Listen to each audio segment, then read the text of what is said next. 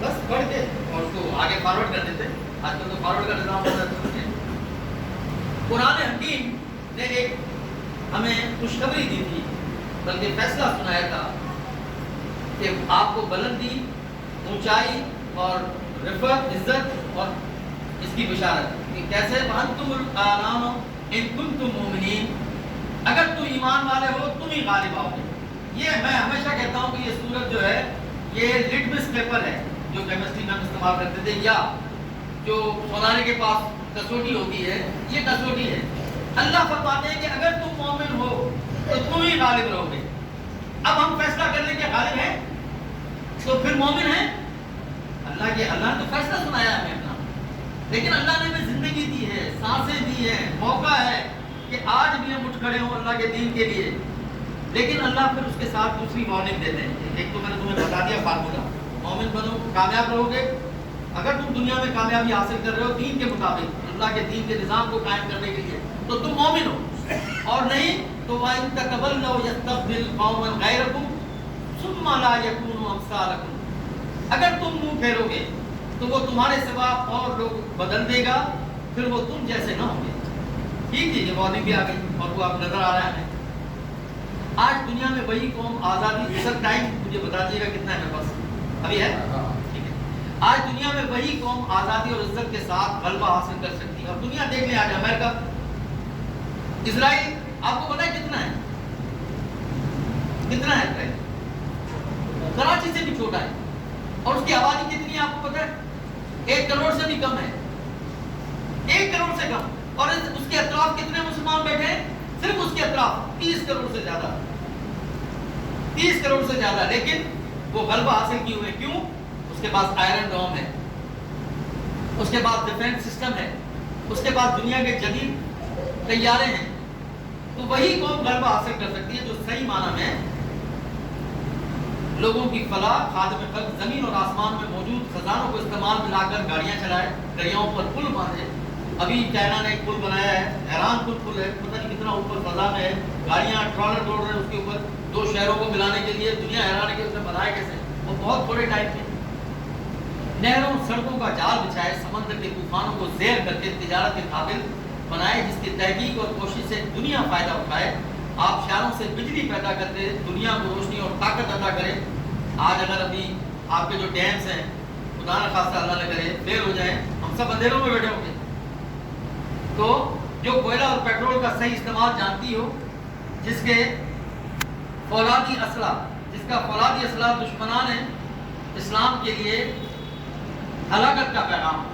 اب دیکھیں ہوا کیا، جیسے ہی اسرائیل نے جو ہے وہ فلسطینیوں کو مارنا شروع کیا، آوازیں تھوڑی بہت اٹھی بیمار سی، تو امریکہ نے اپنا بحری بیڑا بھیج دیا. خبردار کوئی بیچ میں نہیں آئے گا، مرنے دو ان کو، کٹنے دو، آپ کا کوئی تعلق نہیں. سب نے کہا کہ ابھی آنا ہے، کیونکہ اس کا بحری بیڑا بہت طاقتور ہے.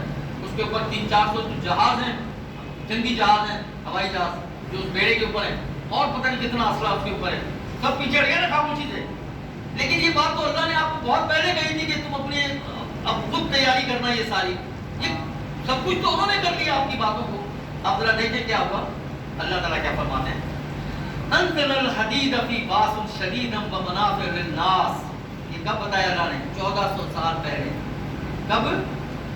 قرآن کب اترا؟ 1400 سال پہلے. کیا اللہ نے فرمایا؟ اور ہم نے لوہا اتارا، اس میں سخت لڑائی کا سامان ہے اور لوگوں کے لیے فائدے ہیں. اب یہ اللہ نے 1400 سال پہلے تو ہمیں اور آپ کو خبر دینے کے لیے اتارا تھا. لیکن حضرت سلیمان، حضرت داؤد کے دور میں سب سے زیادہ ٹیکنالوجی جو تھی وہ لوہے کی ان کے پاس تھی. آج جدید فرنس جو بھٹیاں ہوتی ہیں آپ نے دیکھا ہوگا، ان میں جو ٹیکنالوجی استعمال ہوتی ہے وہ ان کے پاس تھی. انہوں نے اس وقت بنکر بند بنا لی تھی، منجنیقیں بنا لی تھی اس وقت، اور دشمن سارے اس کے ڈر کے مارے نیچے آ جاتے تھے. ملکہ سبا نے اپنے ساتھ سے کہا کہ مجھے پیغام آیا ہے، کیا کریں، سرنڈر کریں یا نہیں کریں؟ سب نے کہا نہیں، جنگ کریں گے. انہوں نے کہا دیکھا ہے ان کی ٹیکنالوجی کتنی زبردست ہے. تو اللہ نے فرمایا کہ یہ لوہا میں نے تمہارے لیے اتارا ہے، اس میں سخت لڑائی کا سامان موجود ہے. ٹینک بھی ہے اس کے اندر، میزائل بھی ہے اس کے اندر، بکر بند بھی ہے اس کے اندر، جہاز بھی ہے اس کے اندر، شپس بھی ہے اس کے اندر. یہ نشانی اور کیا ہوتی ہے؟ اشارہ ہے آپ کے لیے کہ اور آگے مزید اللہ نے فرما دیا ہے. اور اس میں فائدہ بھی ہے، بزنس بھی کرو. آج دنیا امریکہ کا سب سے بڑا بزنس آپ کو اسلحہ بیچ کے، برطانیہ اسلحہ بیچ کے، تو پھر ترکی بڑے بڑے جہاز بنا رہا ہے، یونان بنا رہا ہے، اور پاکستان کیا کر رہا ہے؟ قرآن ہی آپ لوگ خرید دیتا ہے کسی ملک سے، 25 کروڑ کا ملک، 25 کروڑ مسلمانوں کا ملک، بجلی کے بل کی لائنوں میں لگے ہوئے ہیں، مرد بجلی کے لائنوں میں لگے ہوئے ہیں، عورتیں جو ہے وہ بے نظیر انکم سپورٹ میں لگی ہوئی ہیں، ڈھکے کھا رہی ہیں، مرد خود چھوڑ کے جاتے ہیں، دوسرے دن آگے اٹھاتے ہیں کیونکہ لائن لمبی ہوتی ہے۔ یہ مسلمان کو ہونا چاہیے تھا آج۔ کس بربادی میں ہم لوگ پڑے ہیں، اور کیا کسی کو ہوش ہے، فکر ہے کہ ہم کہاں ہیں، ہم کیا کر رہے ہیں، ہمیں کیا کرنا چاہیے تھا؟ اور قرآن ایک ایسی گائیڈ ہے، ایک ایسی کتاب ہے جو آپ اگر اس کے ساتھ جڑتے ہیں، یاد رکھیے گا، قرآن آپ کا آئرن ڈوم ہے، آپ کو بڑے بڑے حملوں سے، فتنوں سے، فسادوں سے، دشمنوں سے، شیطان سے بچاتا ہے۔ پھر قرآن آپ کو لیڈ کرتا ہے، آپ کو صراط مستقیم پہ چلاتا ہے۔ قرآن آپ کو دشمن سے بہترین لڑاتا ہے، کیونکہ آپ کو آیت آگے جو انزلنا حدیدا، لوہا اتارا ہے نا، جیسے آپ پریشان ہوئے کیا کریں، لوہا اتارا ہے، بناؤ جلدی کچھ گولے بناؤ، ٹینک کے میزائل بناؤ، اچھا کاروبار نہیں ہو رہا، بناؤ لوہے کی چیزیں بیچو مارکیٹ میں دنیا کی۔ تو پھر اللہ تعالیٰ فرماتے ہیں کہ لوگوں کے لیے فائدہ بھی ہے۔ اب دیکھیں آگے اللہ کیا فرما رہے ہیں، وَأَعِدُّوا لَهُم مَّا اسْتَطَعْتُم مِّن قُوَّةٍ وَمِن رِّبَاطِ الْخَيْلِ تُرْهِبُونَ بِهِ عَدُوَّ اللَّهِ وَعَدُوَّكُمْ، اور ان کے لیے جتنی قوت ہو سکے تیار رکھو، اور جتنے گھوڑے باندھ سکو۔ گھوڑے آج آپ کے ٹینک گھوڑوں کی طرح دوڑ رہے ہیں نا، جنگ میں لڑ رہے ہیں، پہلے گھوڑے لڑتے تھے، اب ٹینکوں پہ سوار ہو کے لڑتے۔ اپنے ٹینک تیار رکھو تاکہ اس تیاری کے ذریعے تم اللہ کے دشمنوں اور اپنے دشمنوں کو اور جو ان کے علاوہ ہیں انہیں ڈراؤ، اللہ کے دشمنوں کو اور اپنے دشمنوں کو اور جو ان کے علاوہ ہیں۔ اب دیکھیں اس قرآن کی آیت پر نے کبھی غور کیا؟ اس وقت یہود و نصارہ آپ کا سب سے بڑا دشمن ہے، پھر ہندو آپ کا سب سے بڑا دشمن ہے، لیکن بظاہر جو ایتھیسٹ ہیں، جو کسی مذہب کو نہیں مانتے، اللہ کو نہیں مانتے، وہ بظاہر آپ کے دشمن نہیں ہیں، لیکن کسی وقت بھی وہ آپ کے ساتھ دشمنی کر سکتے ہیں، کیونکہ آپ سے ان کو محبت اور ہمدردی بھی نہیں ہے۔ اس لیے اللہ فرماتے ہیں کہ جو تم اللہ کے دشمنوں اور اپنے دشمنوں اور جو ان کے علاوہ ہیں، جو ابھی تمہیں نیوٹرل نظر آ رہے ہیں، انہیں ڈراؤ، ان کو بھی ڈرو۔ کبھی وہ بدلے نا اپنا اسٹانس، اپنی بات سے بدلے نا کہ جی ہمیں نیوٹرل رہنا ہے، ہمیں مسلمان سے لڑائی نہیں لڑنی۔ جیسے آج برطانیہ لڑ رہا ہے، جرمنی لڑ رہا ہے، امریکہ لڑ رہا ہے فلسطین کے اندر، ان کو اسلحے، گولہ بارود سب دے رہے ہیں، اور روس اور چین نہیں دے رہے۔ لیکن اس کا مطلب یہ تو نہیں ہے کہ یہ آپ کے دشمن نہیں ہو سکتے۔ جب آپ کہیں گے کہ تین باتیں،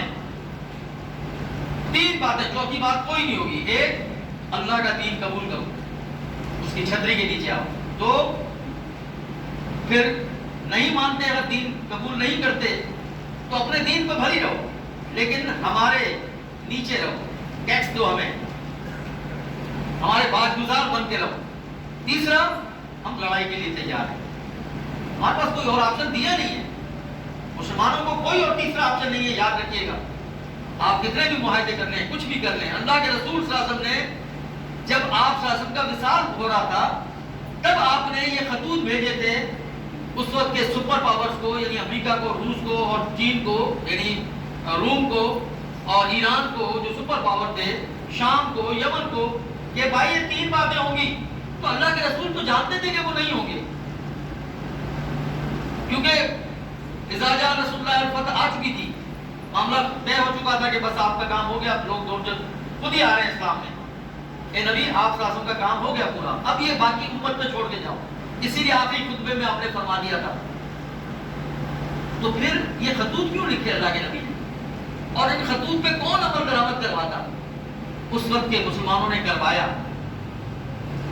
اور بعد میں 2-3 سالوں کے بعد امہ اختلاف میں پڑ گئی اور ہم اصل مقصد بھول گئے۔ پھر آہستہ آہستہ جب آپ اصل مقصد سے ہٹتے ہیں اور اجتماعیت سے ہٹتے ہیں، یعنی امت واحدہ سے ہٹتے ہیں، تو پھر کیا ہوتا ہے؟